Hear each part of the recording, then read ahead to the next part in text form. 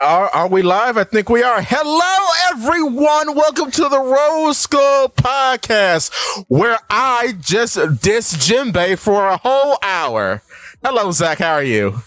And I feed his obsession obsessively. Yes. My obsession is triggering his obsession. So this is a really good thing that we got going on here.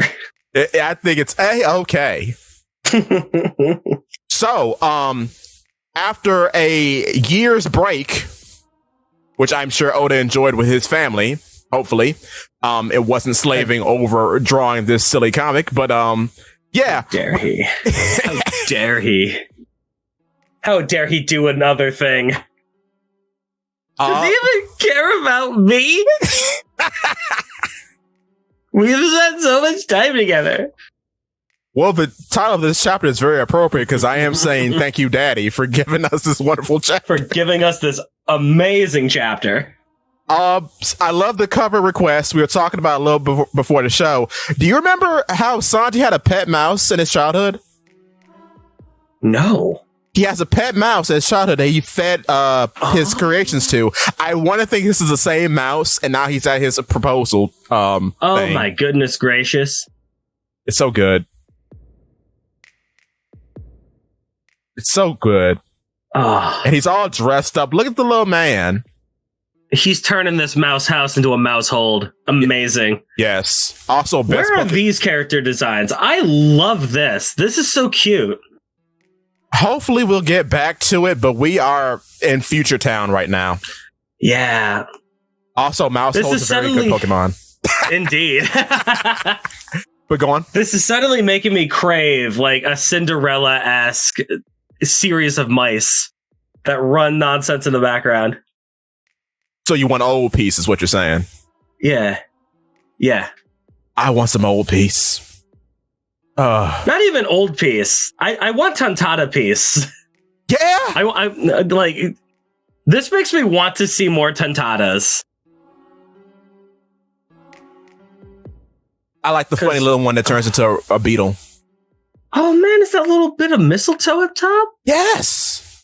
Oh, that's so cute. It's divine. Little mushrooms. Happy Valentine's Day in a month, everyone. Yeah. Merry Christmas a month ago, everyone. And Happy New Year 18 days ago. Yeah. Also, how awesome does it feel to know that we have been waiting 2 entire weeks for this punch to happen? I know, right? Oh, the art is gorgeous. Oh.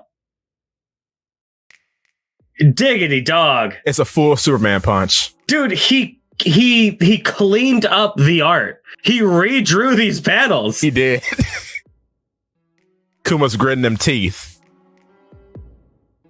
Oh, so satisfying. Not a single shade, not a single shred of scribble piece to be found. No, sir. Even if there is, don't think about that. It adds to it. It's flavoring. My first thought about the self-destruct mechanism is hilarious. The self-destruct mechanism is tremendously cringe. Yeah. But it has... How do I even explain this? It has the potential to be amazing. Yeah. But the scientific explanation is lame and bad. And I hate Vegapunk now. It's a little dookie, and this is where I think lore piece and romance piece kind of shake hands, because we do have the self-destruct thing. It wasn't put into Kuma. The Buccaneers have a special ability. Okay, that's lore piece that's written down fine. But shut up, nerd. Human spirit plowing through. Spirit. That's what matters. Grit. This is the power of love, baby. And it's Will. Will is on his hand. It's right there. This is the first time he's using hockey. It's there. The will is coming through. The power of the human spirit to protect his baby and to punish the wicked. Yes. Yes. That's what I like. That's what I like. That is what I love. That's what I love to see. I want more of this. More of this. This is Kino. This is good. I love this. Vegapunk going, well, the Buccaneers actually once please read another 1,000 chapters and maybe we'll decide to tell you later. And also, the man's head is empty. He's geriatric. I'm not listening to him. It's lore. I understand it's important. I don't really care in this moment. That lore is lame and bad. Get this lore out of here. Give me feelings. Give me the human spirit. Give me more of this. I'm already tapped out with the Lunarian stuff. We got a whole S-Bear over here. He's like two of the same. Whatever. More of that. More punch. More will. I just want to see a man who skipped leg day punch a cow spider in the face. Who has all the legs. Yes. Oh, and he just topples back. Oh, it's so funny. He can't take it. Dude, this is the first time probably ever that he has been punched in the mouth like that, dude. Good. And a building falls on top of him. Good. He got absolutely annihilated. Nerd. You see, the building actually didn't damage him at all, though, because those are just holograms. So, and Saturn believes that they're holograms.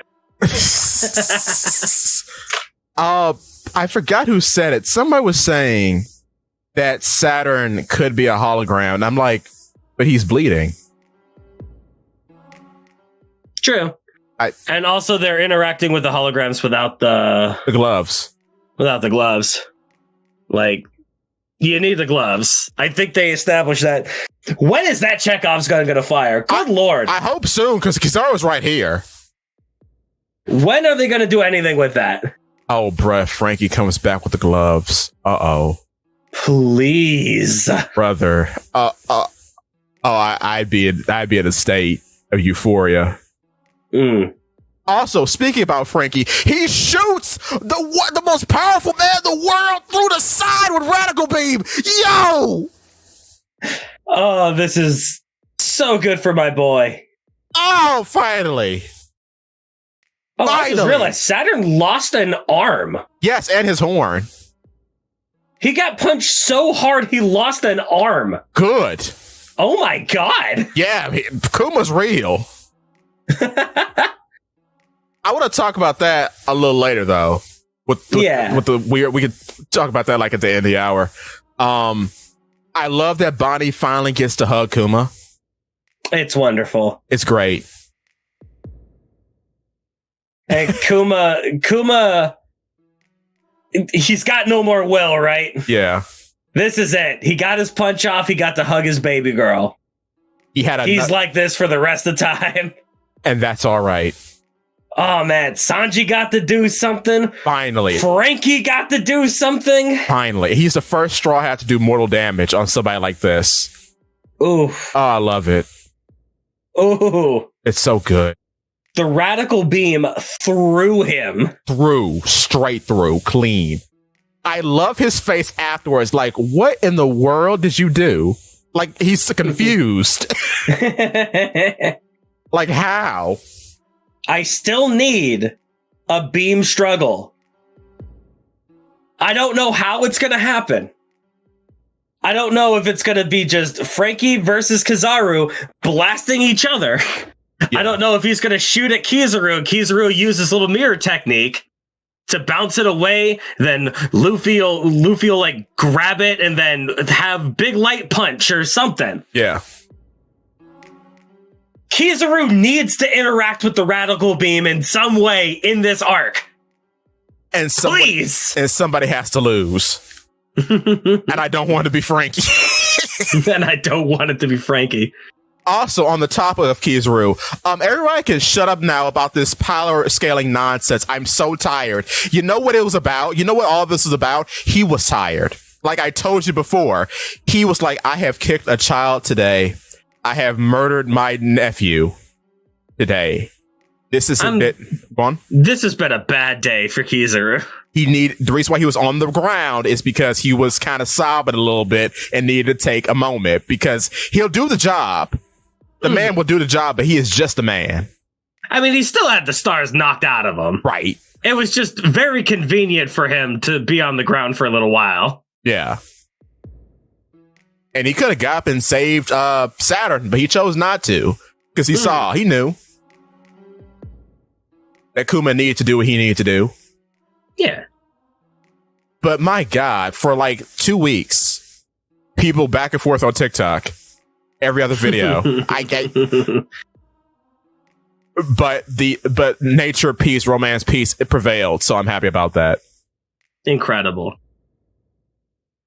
Like, Oda tried desperately to ruin this chapter, but he couldn't.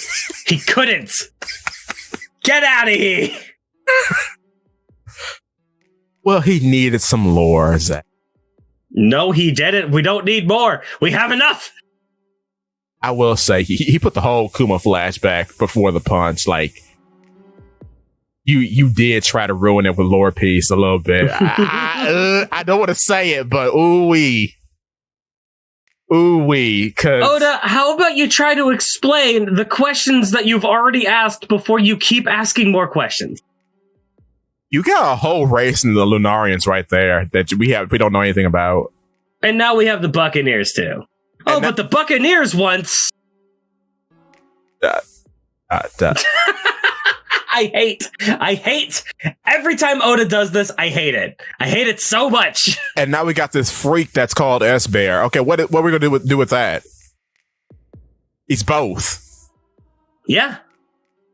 So is Dude, so many of the Seraphim are like that. I say this all the time.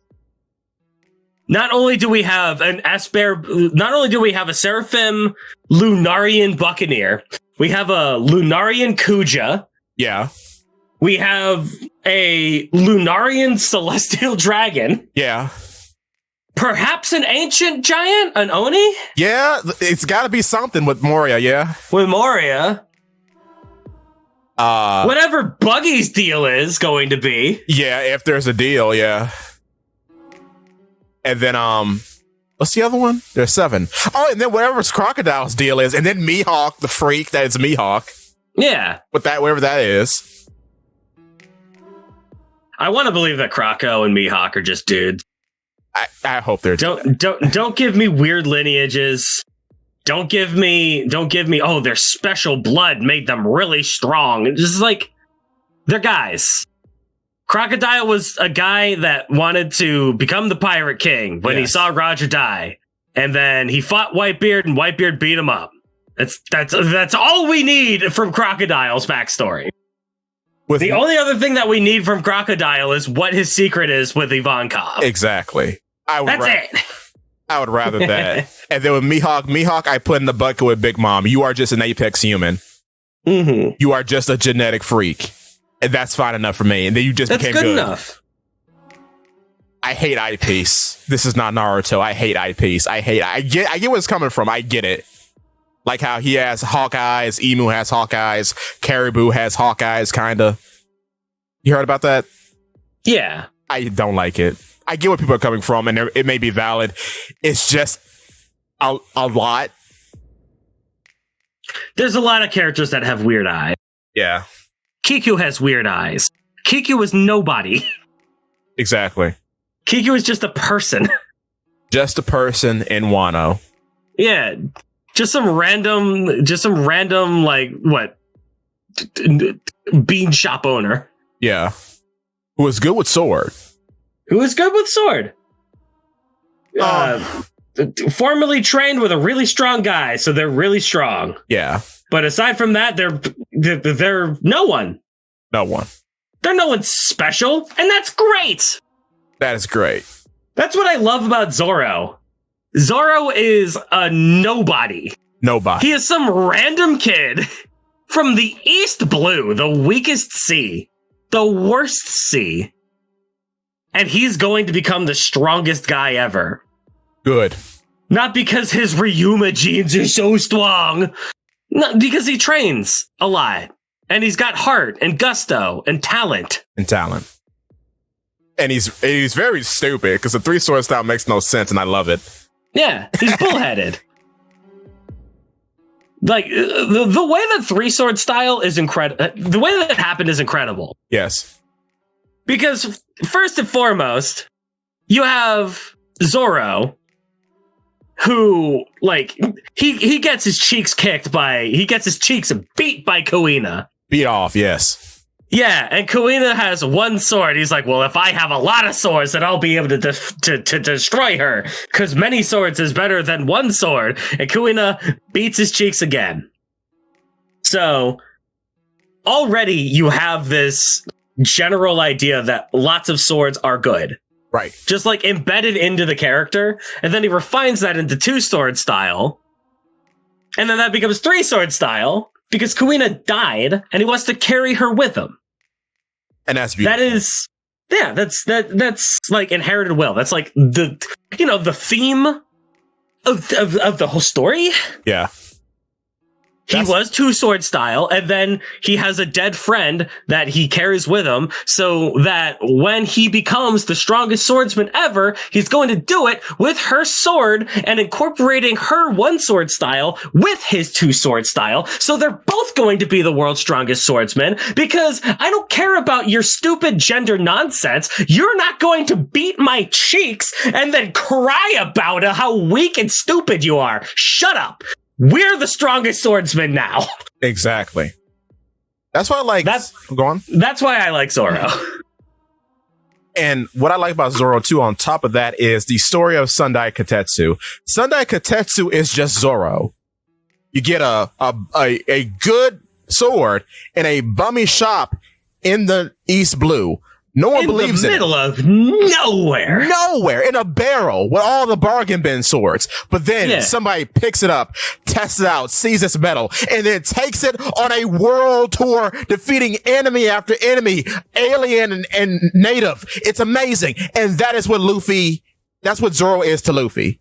A bum from nowhere, and it takes him on this grand tour, fighting all matters of foe to prove his worth in the world. That's why Sundai Katetsu is Zoro. That's why Zoro is cool. That is One Piece. Yes. That is what we love about One Piece. These little subtle things that you can piece together. It's soulful. It's filled with just absolute, just brimming with energy, brimming with wonder. Like, it's just good. It's amazing. Yes.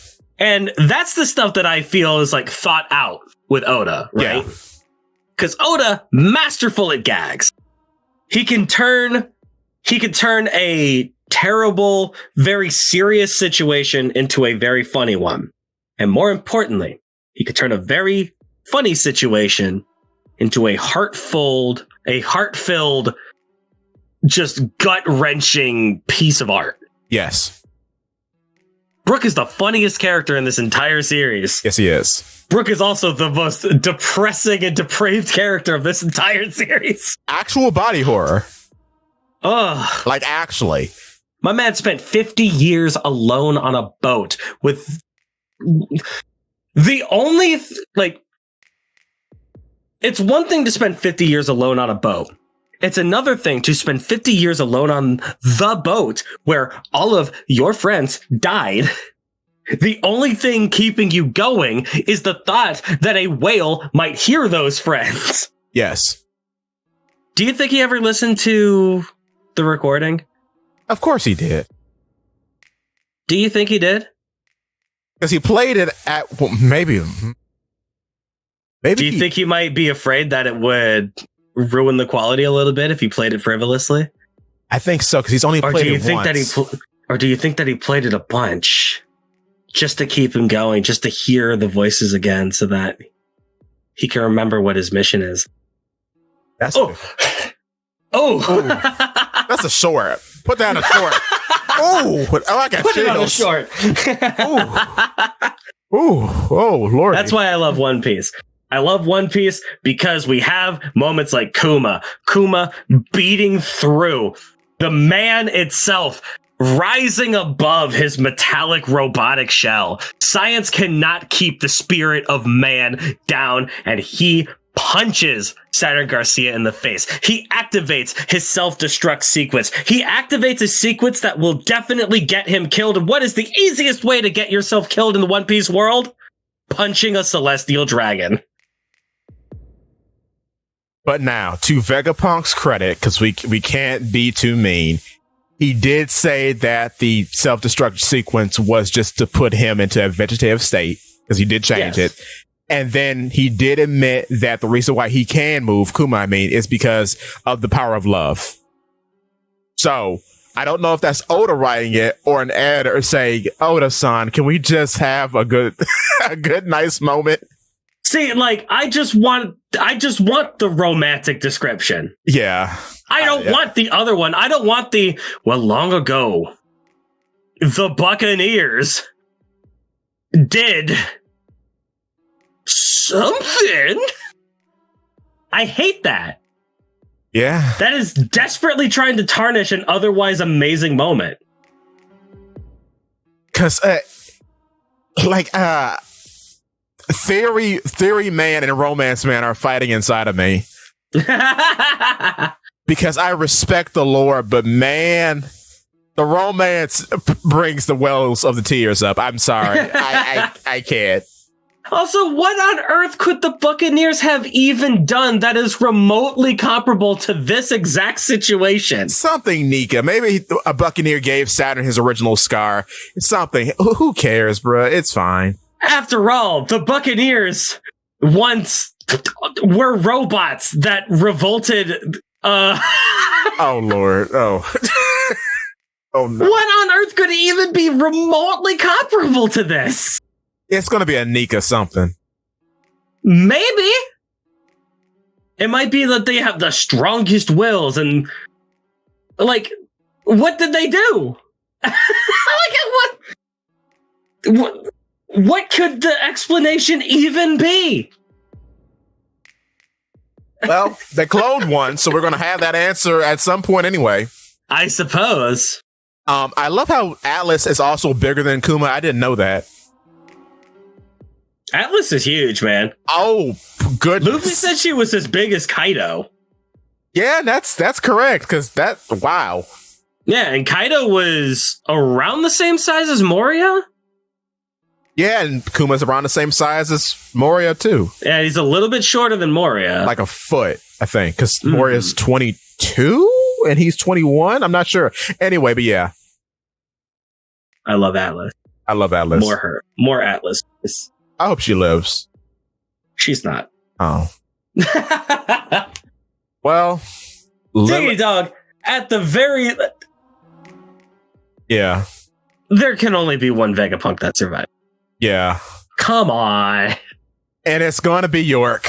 It's got to be York. York is the only one that should survive this. The basic storyteller in me is saying, like, Stella had a good run. Yeah. But, like, the world government needs a W now that Saint Garcia Saturn is here. Out and about, getting punched in the mouth. They need a W. A Buster Call needs to accomplish anything. Yeah, and it needs to kill somebody. Also, let's talk about that. This is dumb. We cannot go 0 for 3 on Buster Calls, man. And this is the worst place to do a Buster Call. So we're just going to ruin Punk Records.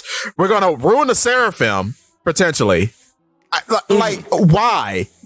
You're defeating the purpose of why you even came here. Yeah. But okay, Saturn. That's all you, baby. Granted, I can see this.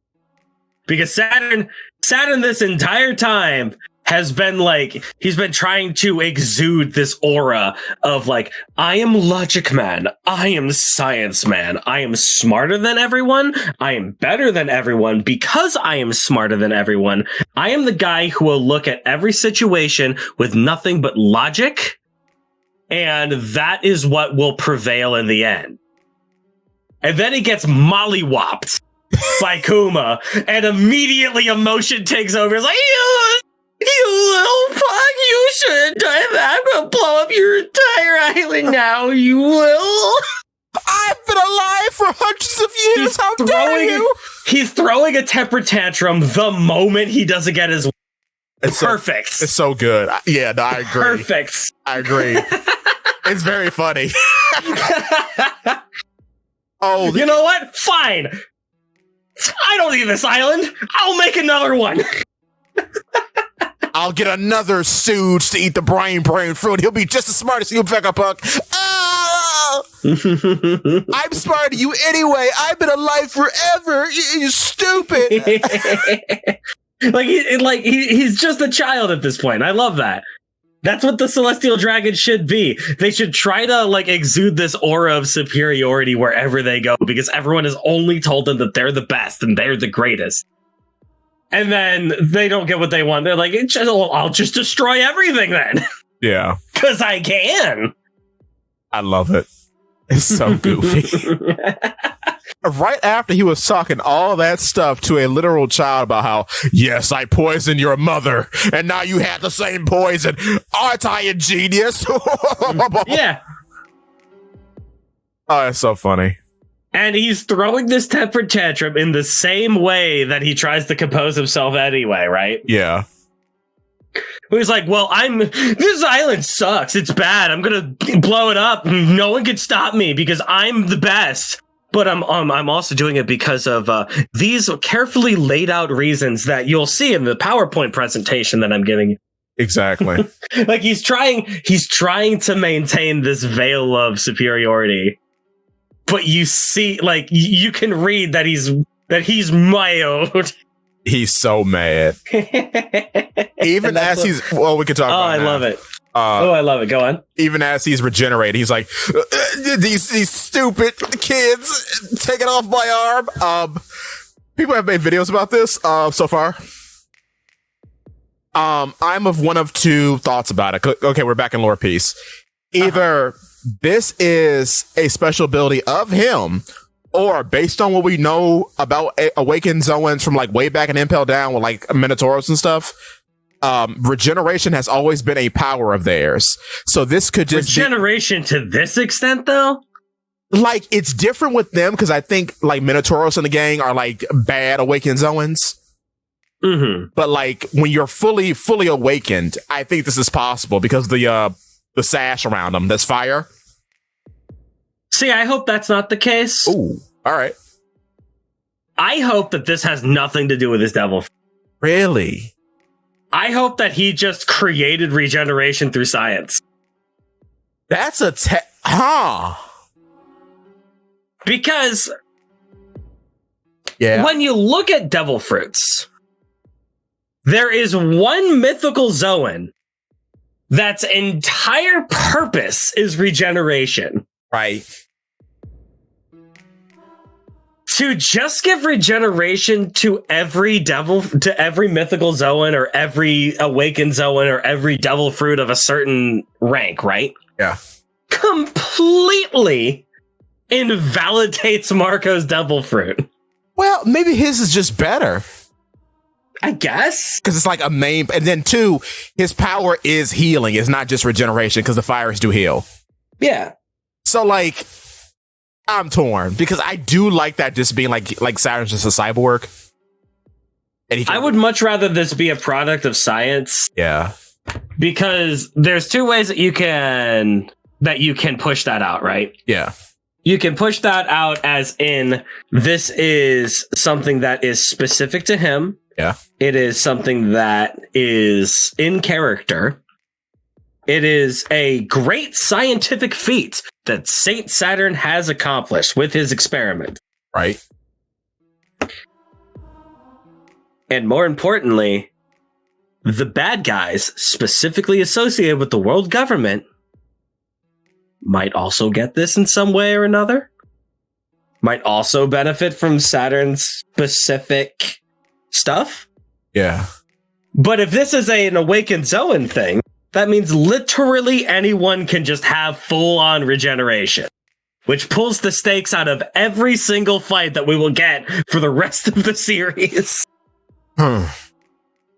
We developed hockey because specifically we did not want to deal with this specific problem with Logias.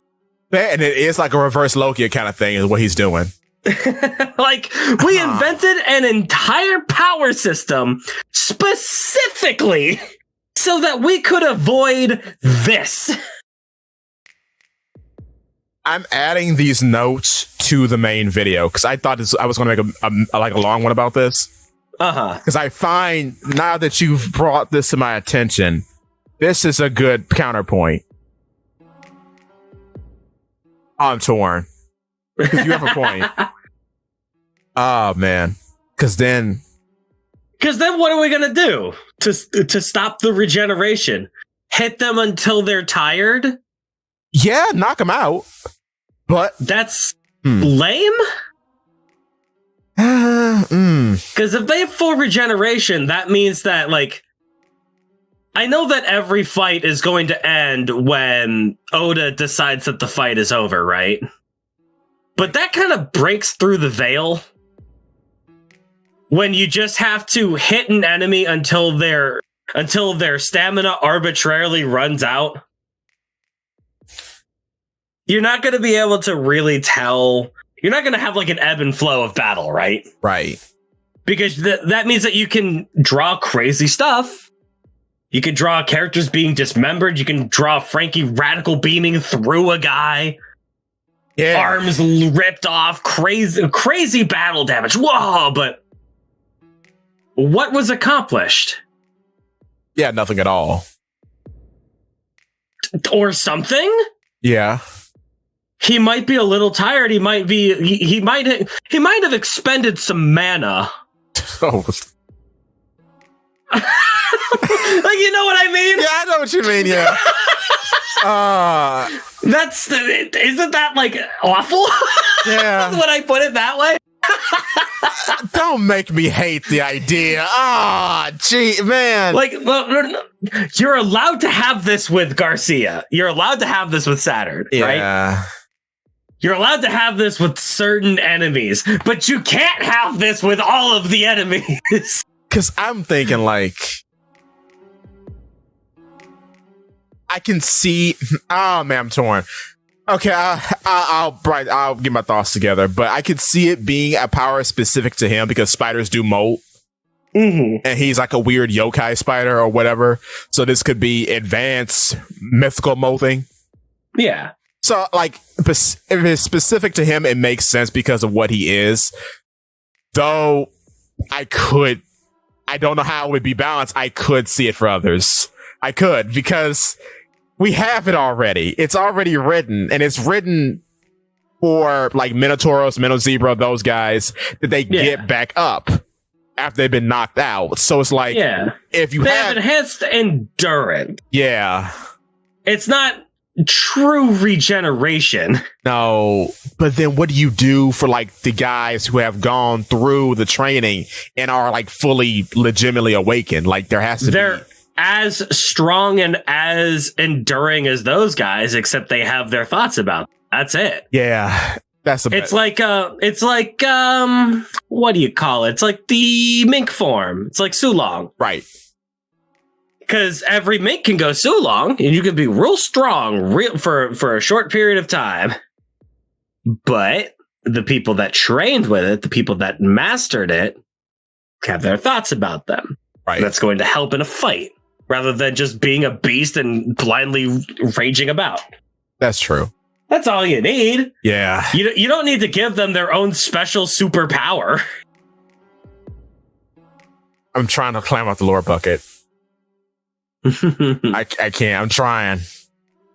Okay, I'm just like hanging on for dear life to this one panel of Kuma punching Saturn in the mouth. Oh, it's so good. Get out of here!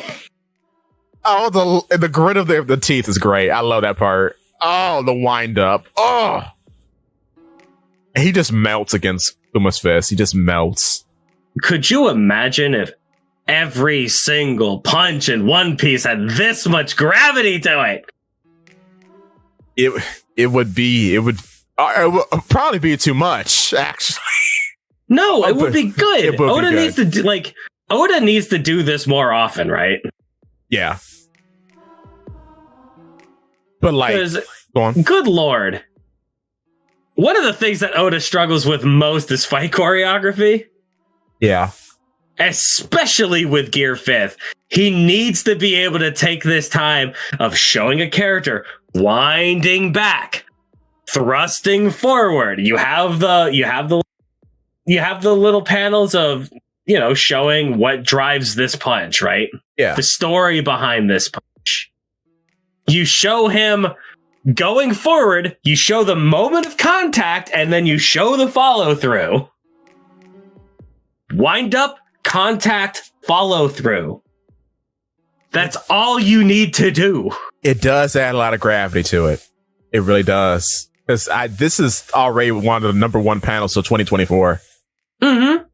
This panel is great. Dude, this one little panel of, like, you see his fist just... How do I even form? Molding to the inside of Garcia's skull, right? Yes. But then there's one little panel under that is very important.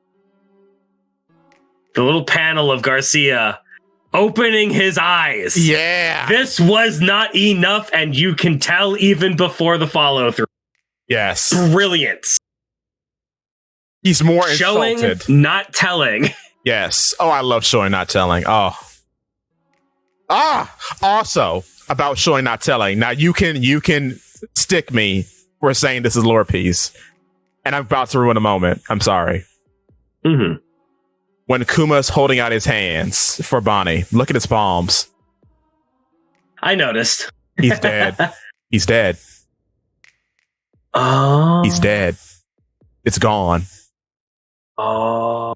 His hair wouldn't change because it's just a hairstyle, but he's gone. Yeah. Oof. Oh, no. He's gone. And they don't know it, but he's gone. They don't know it yet. Because why would...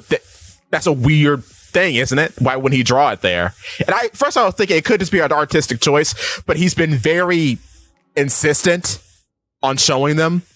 And they don't just appear and disappear. They're on his hands forever. So he's dead.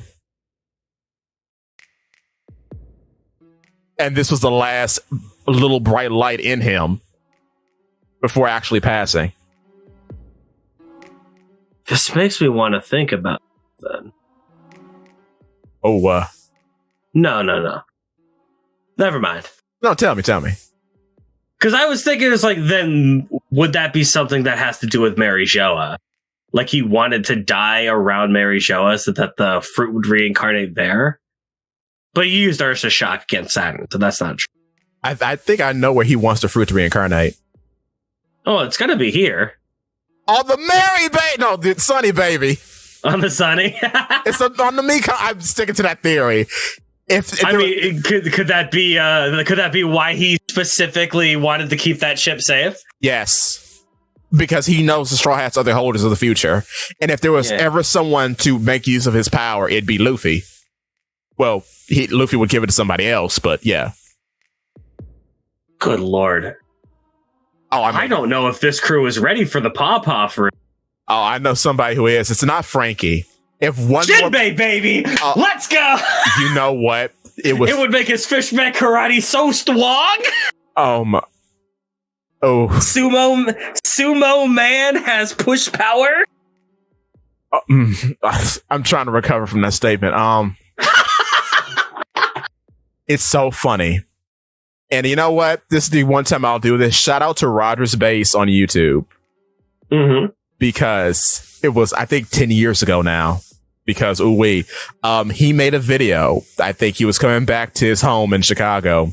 And he had a YouTube video about who would eat the pawpaw fruit. That's crazy. Yeah, he is. At least his parents lived there or something. And he said that Jinbei, in a joking way, that Jinbei should eat the pawpaw fruit. I disagree with that heavily. Jinbei doesn't need that kind of power up. No, and I think Jinbei's not going to be with us for much longer, but that's my opinion. I've made videos about this. I think Koala's going to get it. That'd be cool. Because she's a person that's in the same position as Bonnie. Because she too was raised by Kuma. And Bonnie knows who she is from Kuma's memories. And there's a whole bunch of other stuff included about Koala, who's a very interesting character who I think is going to be very important in the future, especially when Ivankov rats out the revolutionaries. Also about that, if the self-destruct secrets was real, they would all just be dead. Well, not Saturn. He'd regenerate. I mean, not Saturn, but the revolutionaries. Yeah. When they were taking care of Kuma on Mary Joas. Mm-hmm. On not Mary Joas, on Kamabaka. Yeah. What do you expect? Do you expect the spy military establishment known as the Revolutionary Army to have good intel? I guess so. That's my folly. My bad. Well, they probably did have good intel. And they have Dragon knows Vegapunk. Vegapunk might have told him. And they have an inventor on their team who's familiar with machinery. Yeah. But I guess not. I mean, Vegapunk might have told him that he put in a failsafe, but it's not a bomb. Yeah. Ooh wee. But yeah, I think Koala's gonna be very important in the future. You can check that video out on Polypede Works. But I mean, Koala would be good. Yeah. Give it to a different kind of bear. Yeah, right, exactly. And then she gets the funny little ears, then she looks like a koala. That would be pretty good. And that's why I made the thumbnail look like that. Yeah, let's go! That would be pretty good. And then she wears gloves all the time anyway, because of Fishman Karate. Yeah. And then her Fishman Karate would almost be half as strong as Jinbei's. Which is good, because Jinbei... She would become twice the helmsman. Yes. I hope she has an experience with helming. Because the funny thing about that is she's introduced by cleaning the deck of the ship. Mm-hmm. So she already has relationship with ships, kind of. So it would be nice if that blossomed. Yeah. What was once a deception has turned into an actual like art and appreciation for vessels. That'd be kind of cool. And that's how you write a character obsessed with driving, especially when they dress like a driver. Yeah. I'm just not somebody in a kimono who doesn't have any experience with ships and who sinks the ship on the first time out. Oh my God. Second time out. Oh, did you forget about Whole Cake Island, where Jinbei became the best character ever? He wasn't a member though. I mean, he was. No, not accepting it. Also, not officially. Not officially. Also, people treating the green room like it's the second coming. Brother, do we forget about the knockup stream? We're just going to forget about that. The phenomenon that pushed up a whole island. Are you serious? People don't read. They don't read. I swear. Do you think that people started reading One Piece? True. At Jaya? True. They skip over at Skypiea because it's boring and bad, apparently. Yeah, everybody skips Skypiea. The best art. I mean, what is it that people like? You go to like a standard One Piece like anime viewer, right? The standard experience that you'll get is that East Blue, pretty fun, but kind of mid. Alabasta is really good. Everything before Alabasta is suddenly bad. So start at Alabasta. And then skip Skypiea and go to Water 7. And Davy Backfight, that's a filler arc. That's a filler arc. We don't need it. Which that is the standard One Piece viewing experience. And then after we go to Marineford, we skip Thriller Bark because boring. I guess. No. I'm not going to accept any Thriller Bark slander. Thriller Bark is the best. It is the best. No, I know it's the best. To me, it's Thriller Bark and Skypiea all the way down, and then we throw in Davy Backfight because Afro Luffy, baby. Mm-hmm. But I need to reread. I need to actually read Davy Back. I need to read it again because I've been reading like in bits and pieces for stuff. Because I only watched Long Ring Longland. Fair. And what ruined that entire arc for me was Foxy's laugh was so grating and bad. Really? And I was like 17 at the time, and I was like, this is poopy, and this isn't Naruto. Oh. Well, that's fair. This isn't serious like Naruto is. Wah. Big dumb idiot when I was 17. No, now that I'm an adult, I can probably thoroughly enjoy the silliness of that. I still thought Afro Luffy was peak, so I wasn't entirely lost. No, true. On the other end, Foxy shaped my creative steps moving forward.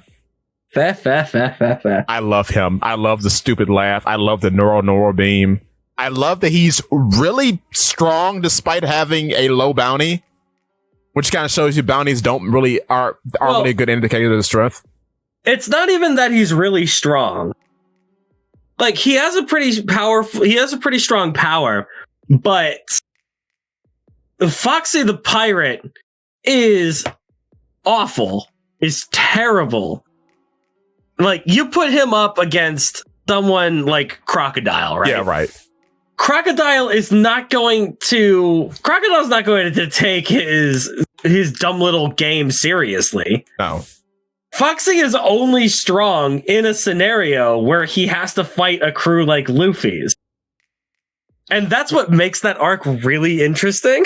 Yeah, because he's a ex-boxer, so he has to set up an event that allows him to perform well in his element. Yeah, he has to stack the deck so hard in his favor in every conceivable way. And the only reason he gets away with it is because Luffy is an idiot. Yes. And that is beautiful. That is a beautiful villain for Luffy in particular. Especially when you consider that they are coming off the heels of Luffy fighting God. Yeah. Where do we go from Enel? Well, we need to find a way to drastically lower this bar. And Foxy is perfect for that. It re-levels the playing field and gets us ready for Rob Lucci, who everyone considers the best villain in the entire series. But then we kind of raised the bar back up a little bit because Kuzan just shows up after that. Yeah. Which... Kuzan is a great reality check. He is. And we are, here's the thing about Kuzan. The reason why Kuzan is brilliant is because we are about to deal with an entire arc that doesn't work unless the world government is a threatening force in the world. Yes. Like, before Kuzan, what was the strongest marine force that we had fought? Smoker. And granted, Smoker had a good showing. Yeah. Is Smoker enough to make Robin leave the crew? No. She clowned on Tashigi. Right. Other than Smoker, what's the only other marine influence that we fought? Morgan, yeah. Right, true, yeah. We needed something. We needed something to give people faith in the world government. And Kuzan, the strongest guy, completely styling on the entire crew at once. Brilliant. Actually, all of a sudden you understand, oh, this is why Robin's leaving, because these guys can and will kill everyone. Yep. Everybody. Do you think that anyone takes Rob Lucci seriously if that doesn't happen? Exactly, they wouldn't. And the fact that Kuzan is not even the villain of the arc. Yes. Brilliant. You come in and bring this guy up. He is a wall so unbelievably high that there doesn't seem to be a way that you can reach it, that you can top it. And then you give a stepping stone. We can take him seriously now. Because he's related to this other guy, but he's not that other guy. So we can take him seriously, but it's not going to feel a little bit too out of the bag when we eventually win. Yes. Because if Luffy immediately fought Kuzan there, that would be some fairy tale level nonsense. Yeah, and we do not want that, because fairy tale, for all its good art, is kind of poopy. That is the difference between something like One Piece and something like fairy tale, or something like Naruto, right? Yeah. Naruto fights Orochimaru way too many times in the series. Too many. Which is, he fights him at all, which is too many times. Oh, Lord. And then, like, The moment Itachi enters, Orochimaru then downs himself, saying, I had to leave the Akatsuki because that guy was there and he was too strong. Which, all right. Let's, like, to bring it back to the analogy that I was saying. Yeah. Kabuto is a character in Naruto. Yes. Kabuto is a character who has a lot of staying power. He's in a lot of different arcs. He shows up in the Forest of Death to help out the boys, and he's like a ninja undercover. He actually feels like a real ninja, right? Yeah. He is a guy that is smart, cunning, has enough guile to fool Kakashi, Naruto's teacher. True. One of the strongest ninjas that we see in the series. Kabuto gets the play on him. He gets the drop on him. He fools and outsmarts Kakashi. Naruto then defeats Kabuto in the very next arc. Yikes. Yeah. Actual yikes. That's what I'm talking about here. One Piece has the patience. It has the ability to hold back. We don't need to do this right now. Let's save Kuzan for later. And on still waiting. Yeah. Twofold topic. Number one, on that, Kuma was introduced in chapter 100. Mm-hmm. And we are just... Was he? Yes. Because he appears, like, is either 100 or 101, because he appears with Doflamingo. As they're discussing... Did they show the warlords in chapter 100? Wait a minute, no. I'm miscalculating. Because they got to the Grand Line in chapter 100. Right. No, it's like chapter 200 and something. I was about to say, didn't they show the warlords, like, right when Crocodile got beat? Yes, you're absolutely correct. I miscalculated. So it's like in 200, I think. Like around the 200s. Okay. And the point is, he's shown off very early in the story.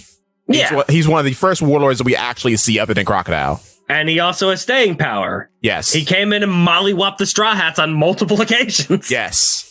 And he shows up almost like a phantom on Thriller Bark. He's there. He's here. He makes people disappear with minimal effort. Yeah. And now... He's there. He's here. He makes a man disappear. Very true. And you just see his gravity, his force. You just understand what he is. And it's only now, like 10 years later, that we are seeing what he's all about and what all his actions meant. On the second note, the reason why I hate the idea of lore piece when it comes to Kuzan is that I want him to be a Blackbeard pirate. Because it's so droll, it's so predictable for him to be an undercover agent in Blackbeard's organization. Because we've already done Sword too many times. We've done that in 30 flavors. Interesting at all. Yes. Sorry, I talked over you. No, go on. But you're absolutely correct. We've done that already with Sword. We've done that with Doflamingo's organization, with Virgo. Because he was a pirate. And Rocinante. Yes, and Rocinante, too. We've had pirates acting as Marines, Marines acting as pirates. We've had every single flavor of this. We need an actual betrayal. Mm-hmm. And Kuzan, I want to make a video about this, too. And Kuzan has gotten something that those guys didn't get. He got the preamble of why Blackbeard is the way he is. Yeah. Blackbeard respected him enough to give him that. And that's why I think he's in here for the long haul. He is an antagonist. Yeah. And it's good. Because him being... Oh, I'm sorry. I can't. I mean... Go on. Everything that's been going on right now has been very, very good. It has. Has been. Like, we can talk about the lore nonsense. We could talk about Oda's less than stellar art direction. It's been peaks and valleys, yeah. But when you stand back and you actually look at everything that's happened in Egghead, a lot of it has been incredible. It has been.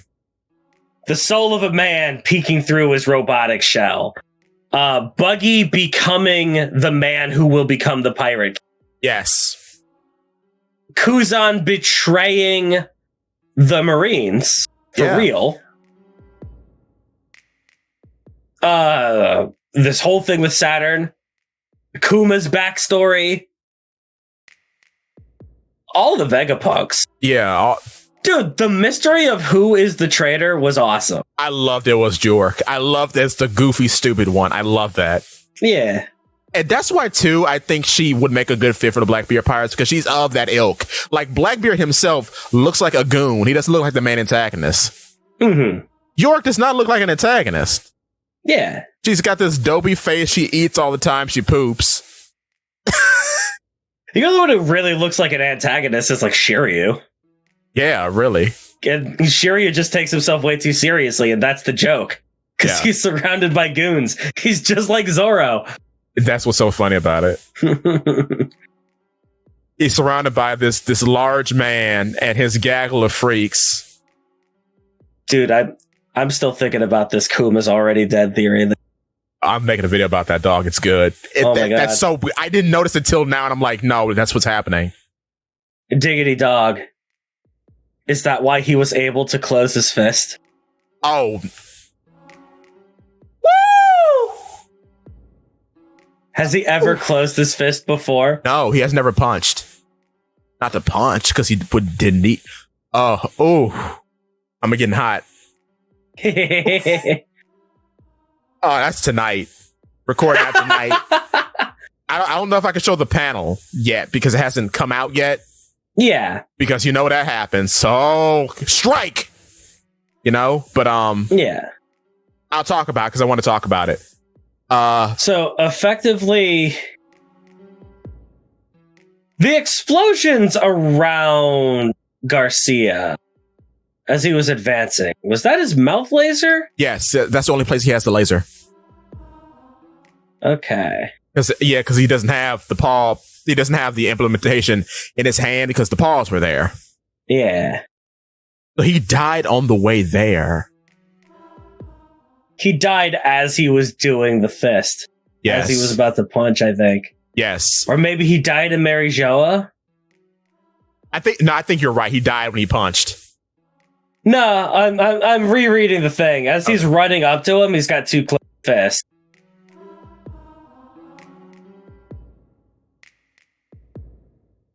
Open fist. Closed fist. I'm trying to think if he uses the paw. Closed fist, closed fist. So as he's running up to Saturn, both of his hands are closed and he's not wearing any.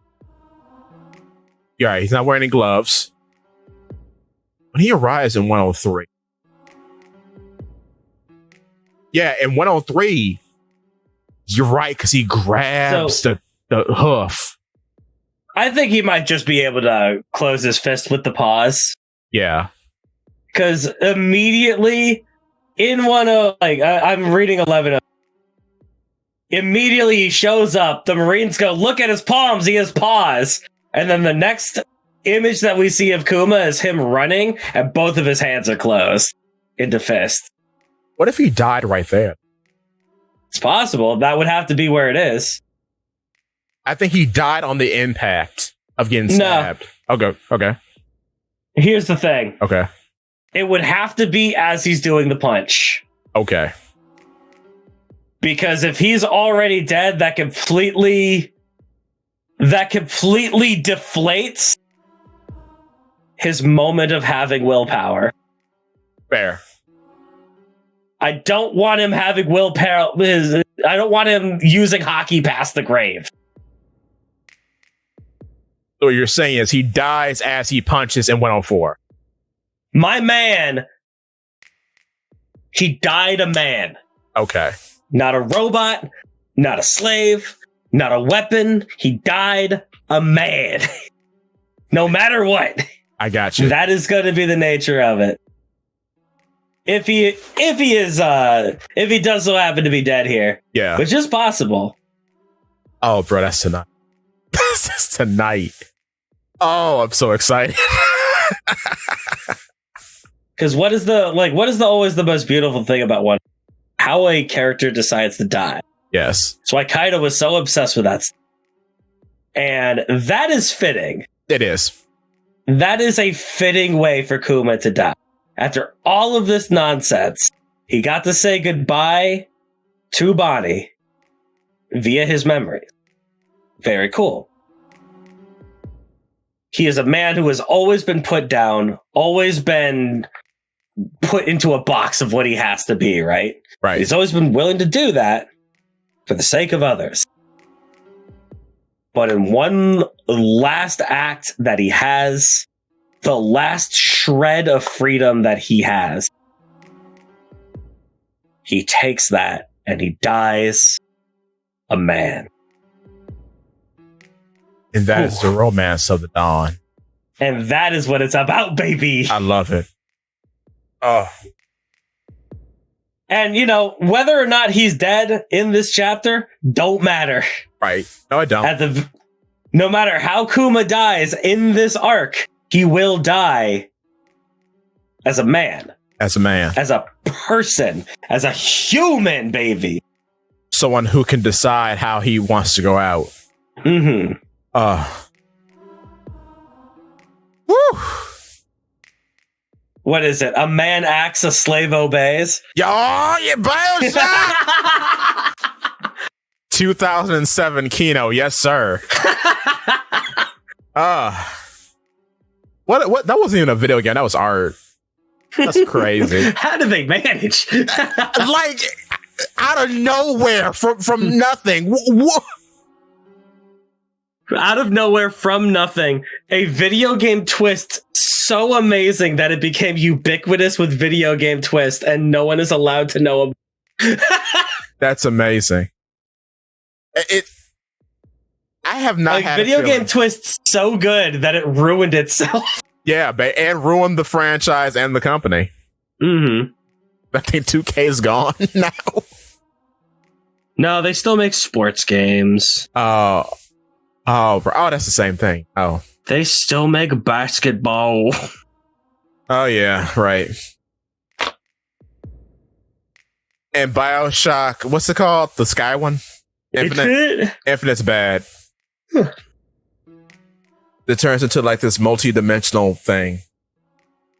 I like a couple of the things that Infinite tries to do, but I've never had a true, I guess, thirst to play that game. No.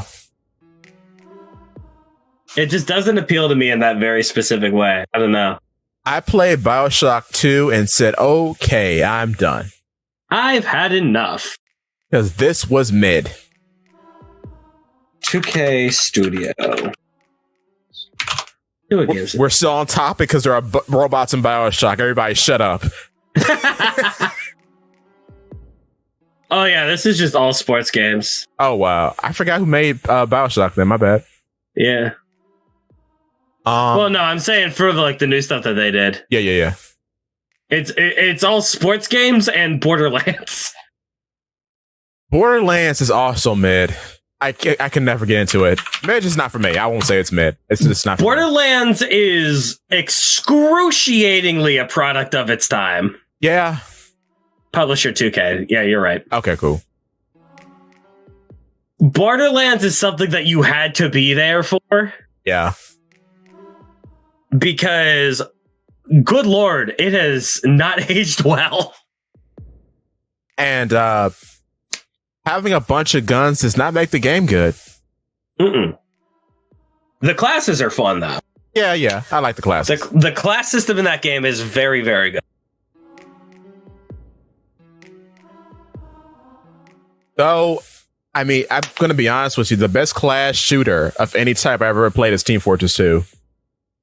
I mean, we're still trying to catch up to TF2, dog. Because Spy don't even make sense. The more I think about it, and I think about how many hours I put into, I put like 500 hours into TF2, and I didn't even play Spy that much, but I just think about it sometimes. I'm like, I have never seen anything like that since. No.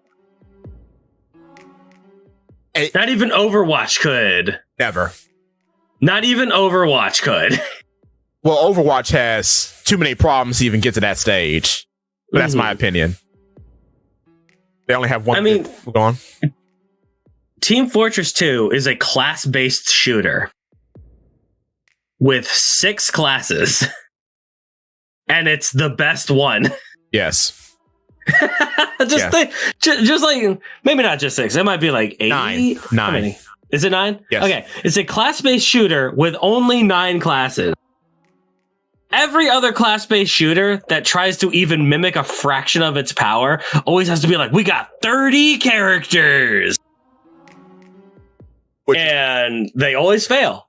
Which in actuality, they have 6, but they're doing what Team Fortress does in the wrong way. Team Fortress has 9 classes, but it's actually 27. Because you can play each member of each class in a totally different way that has been intended.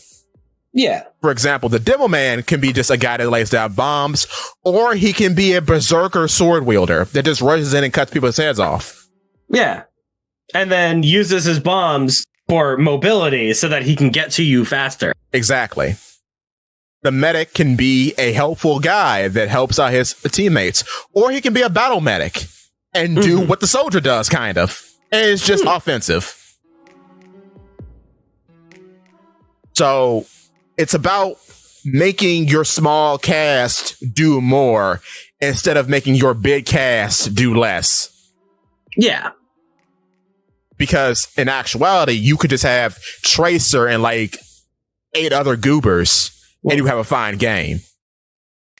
Talk about Overwatch. I mean, I think the beauty of it is that it's only 9 characters. Yeah. Because you don't give people the analysis paralysis. Yeah. It's simple enough to where you can be like, this is an idea that I like. Gravitate towards this character and I like playing them. And then once you put enough time into the game, then you can explore, you can expand, and you can put a little bit of yourself into your class. Exactly. Bippity boppity boop. It's a video game. It has player... What's the word? Agency? Agency and, I guess, interest. The ability to identify and kind of like represent yourself through a build. Yes. That's what video games do really well. And I like it. That's what Team Fortress does really well. Also, cohesive character design is very important. Yeah. Maybe, much like our boy Kuma. Yes, he's a big man. We brought it right back tiny around. legs, baby.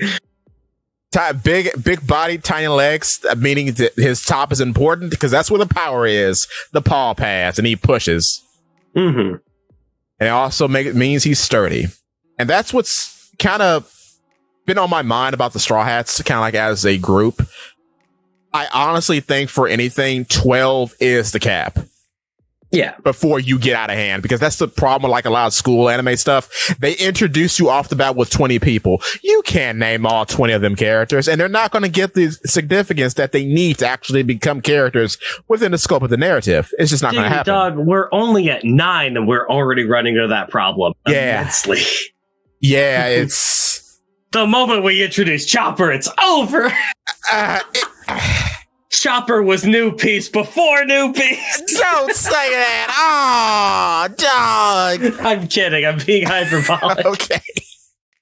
But I will say that Oda is good at making a lot of detailed character sets. Yeah. Because like Frankie in both forms has a lot going on. Chopper has a lot going on. Brooke has a lot going on and kind of set the stage of Devil Fruits moving forward.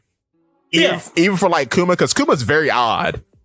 Kuma's weird, and Brooke was like the first real weird guy in terms of Devil Fruits, because before him, you had guys like Buggy. Well, Buggy's not weird. I mean, he is weird. I mean, he is weird, but not like he doesn't affect a fabric of reality weird.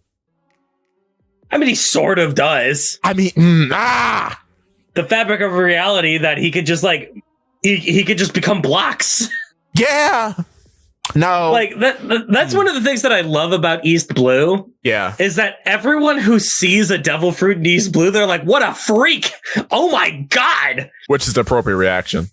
Which is the appropriate reaction, especially when you see the live action interpretation and you suddenly are put into those people's shoes going, oh my God, yes, this is terrible body horror. I hate this. And then at the same time, Bucky becomes the biggest thirst trap of 2023. Really? Yes. Him? Yes. That's crazy. I was wild and like that. This is wild. I know women on TikTok throwing their undergarments at the screen. He is truly going to become the Pirate King. Yes, as the story has always intended. He's already become Blackbeard. Z-ha-ha-D. Man, I can't wait for Mihawk to accept him. I can't wait. I need that in my life. Oh! He goes up and says, you know what? I respect the man who I could never cut. Can you imagine, after all of this, if Zoro and Mihawk still have their duel? And it's not to determine the greatest swordsman. It's to uplift the Pirate King.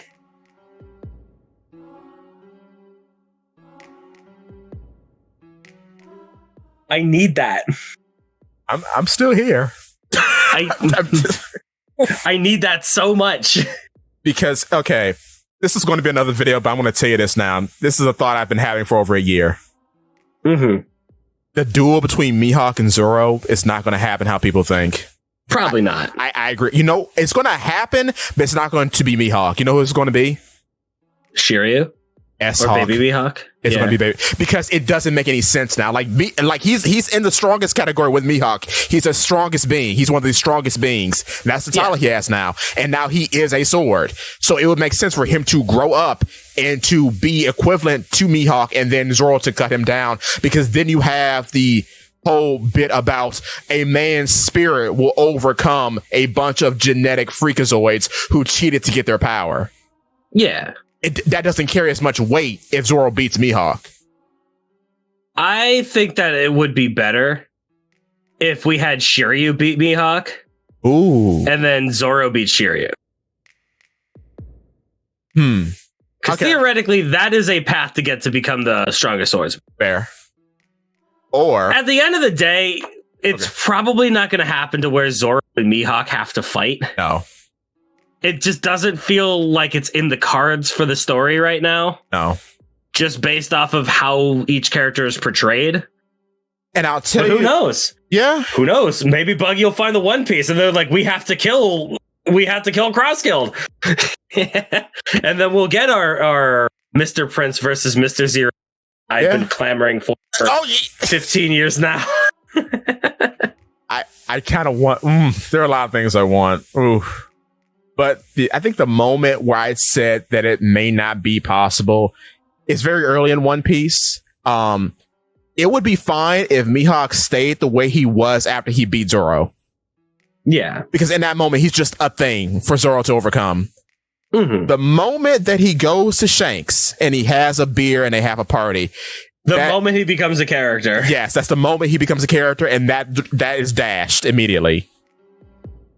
Because now he's a guy in the world who's actually doing things like Zoro. And then it only gets worse from there because he becomes more of a character. He gardens, for God's sake. Yeah, but doesn't that uplift the duel in itself if you kind of care for both characters, if you know what their lives are? Fair. Huh. The weird thing about Mihawk, the strange thing about Mihawk, we've never seen him train.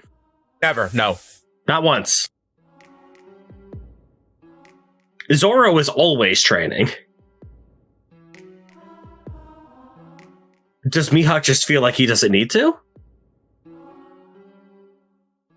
Yeah, but there's indication that he has presence from training because the sword's there. Yeah. And then the monkeys respect him. Yeah. So it's like, Oh, the monkeys have been able to copy his style, which means they have fought him. Right, true. Also true. At least once, or at least they've seen him use moves. Because there's this one monkey in the anime. He doesn't exist in the manga, but I believe he's real. It's a big one that has a Yoru. Yeah. But it's not black. Like, I want to say he's real, even though he's not in the manga. But, like, it makes more sense. Because, of course, they would have fought him. But we've never seen Mihawk train. Never. We see Mihawk do mundane stuff, like sail around, beat up Krieg, have a beer with Shanks, cook dinner with his wife Perona, read the paper, chastise his wife for being too loud as he's reading the paper. Like, we see him do that stuff, which is very funny, but we've never seen Mihawk train. And he's like the only other character in the series that considers himself a swordsman. Basically. Because I was thinking Fujitora did. I'm like, no, he's a meteor man. He doesn't consider himself. I mean, he might. Yep. I mean, his entire gimmick is based off of the blind swordsman, so he might consider himself that. Yeah, but what kind of throws me off is that he just gets tired of fighting and then throws him a big yellow like ring of Oreos or whatever and says farewell then, bye-bye. Yeah, he doesn't see another guy with a sword and challenge them to a duel. Right. But that's all. But we've also never seen Fujitora off the clock. True. So I don't know. Yeah, I don't know.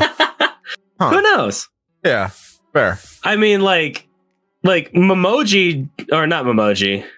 Momonga? Momoji was the lion guy. Momonga? No. The unicycle guy in Buggy's crew. Oh, Kabaji.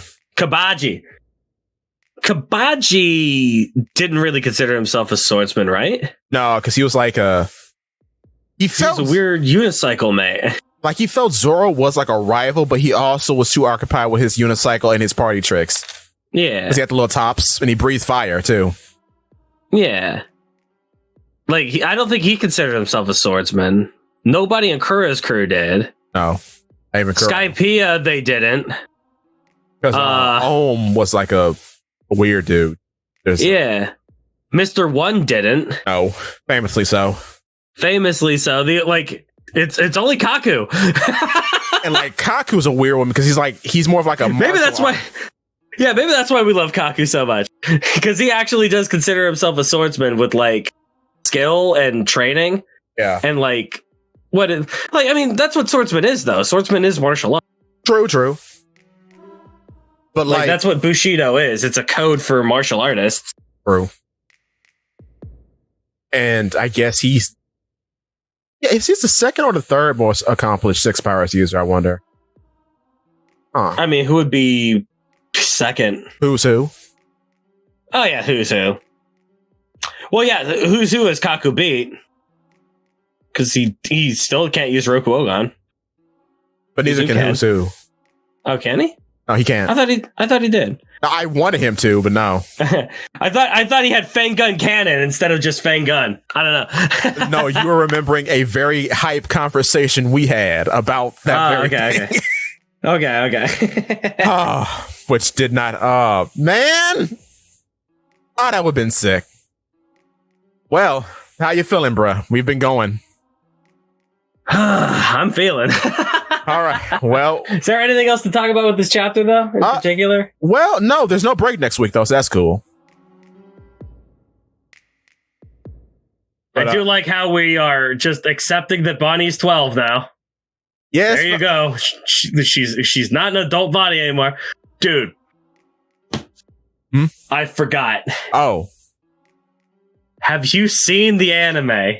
Oh, Lord. I streamed it on TikTok. It's bad. It was bad. wild. It was wild. It's bad. Oh, woof. It was an experience.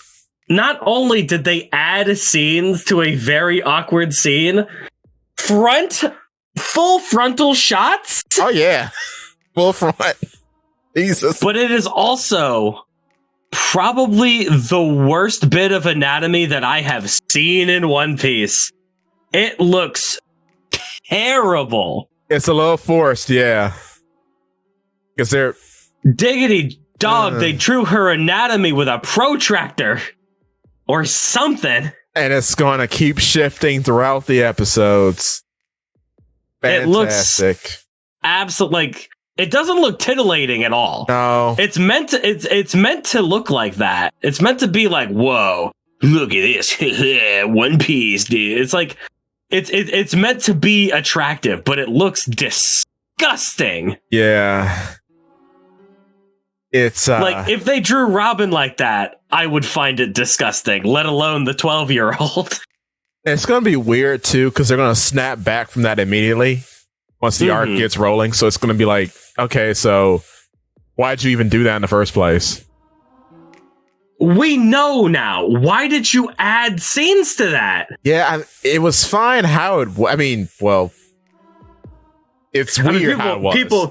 People were thirsty when it happened. Yeah, but also other people like. I mean, Bonnie's age was kind of like a big mystery, right? Right. Yeah, it was. Because like some people are like, oh yeah, she acts like a kid.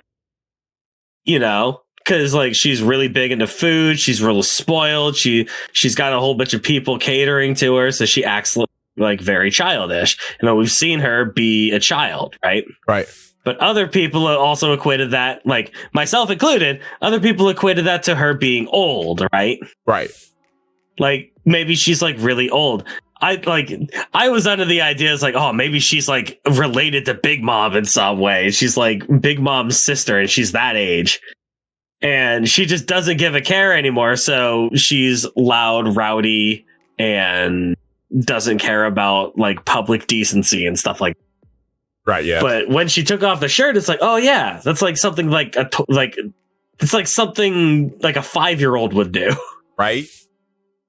So that was like the first, like it was, people were thirsty after it. So, people were going like, whoa, but that was also like the first clue to people willing to dig a little bit deeper, going, oh yeah, that's weird. Why did they do that? Right. This is the first character that's done something like that. Like at least Nami gets embarrassed when it happens. Right. No, she does. Yeah, that's true. In the anime, it's bad. Oh my god. Yeah, it's bad. Go on. No, it's bad in the anime. I was surprised that they did that, seeing it for the first time, and I'm like, oh well, thank you guys for this being my opening streaming on TikTok. I appreciate it. Thank you. Oh boy. Okay. Well, we roll with the punches. It's fine. FBI, open up. FBI. Oh Lord. But what's super interesting that I've heard is that people forgot how devil fruits work. How do you mean? Because people are saying the reason people are like, people are saying the reason why she was a kid was because she was in water. Yeah. Yeah, that's not how it works. That's not how it works. She could have been exhausted from being in water and then she turned it off. But no, devil fruit powers work underwater. Yeah. It's just that the person is paralyzed and or extremely fatigued and they can't activate them. Once again, started at Film Red. What's Arlong Park? Yeah. Yeah, no, I'm getting a lot of that. There's a lot of people that have not read the whole series because why would you? It's really long. Yeah. I just want to talk about the funny armpit lady that everyone is thirsting after. Why would I care about anything else that happens? Series. Yeah. Oh, what I have said for a minute, and I do hope that happens. If she's the main character going forward, because right now she's got Nami hair. Well, not really. I guess her hair is straighter, but just because it was such a unique design, I hope she gets her hair cut and it she looks like Guinea. That'd be cute. Because that's such a unique hair design that I can't see him throwing that away. It's a unique hair design, but if you cut Bonnie's hair, it's not going to be like. Because her hair is too straight. Well, do manga magic. I don't know. Yeah, I don't know. Although it is weird. Guinea's hair looks more like Saturn's than Bonnie's. You brought evil here. Oh. Why? Oh, Lord. Oh, no. Oh, no. Maybe Saturn isn't the father. He's the granddad. Maybe it's wife number 8 of another of Eve. Oh. Okay. God, I hope that's not the truth. No, that would be so bad. I mean, well, we know who's connected to Eve now. Vivi. I mean, connected in a way. Yeah. Oh, I thought Ian was a Nefertari, but they pretty much immediately shut that down. Yeah, because she's of Borhe, I don't know, of House Nerona. Yeah. Which even Koff tells us. I hope Eam is a woman. I think that would be funny. I think, Eam should be a woman. I agree. I'm glad even Koff told us that information, though. There's just one problem with Eam being a woman. Huh? You can't have Nami fight the big bad of the series. And only Nami's allowed to fight the women. Well, I mean, we did start off with Luffy punching a fat woman in the stomach. Yeah, but she was fat. Eam's not fat. Yeah. It's okay. It's okay if they're fat. Because then we don't... Oh, no! Well, maybe we should skedaddle. I gotta get off of this platform. Oh, Lord. But hey, look, I'm just giving. I'm not saying that for me. I'm saying that that's what Oda thinks. Yeah. Blame him. Yeah. But it's why Big Mom gets beaten up so many times. She is Big Mom's allowed, okay? Yeah. Big Mom is allowed. She's one of the strongest forces on Earth. Yeah. You can't relegate that to Nami. No. Though Nami you could barely relegate Ulti to Nami. At least she got a hit in on Luffy. Yeah, that's true. I can't wait for Ulti to come back. That would be fun. I can't wait. I like her a lot. I hope she comes back for the Momotaro. What do you call it? Cover series? Yeah, I hope that happens, bro. I need to make a video on that. Oh, the Yamatoro Grand Adventure. Yeah. Yamato's Grand Adventure to West Blue. Yeah, Yamato's Odyssey. Yeah. Come aboard and bring along Jack because he's 28. What? Jack is 28, the same age as Yamato. Interesting. And Yamato's 28? Yes. Huh. That's weird. So she's like, you're a fanatic. She'd be younger. Yeah, no, 28. Weird. Oh well. Luffy's forever picking up older women.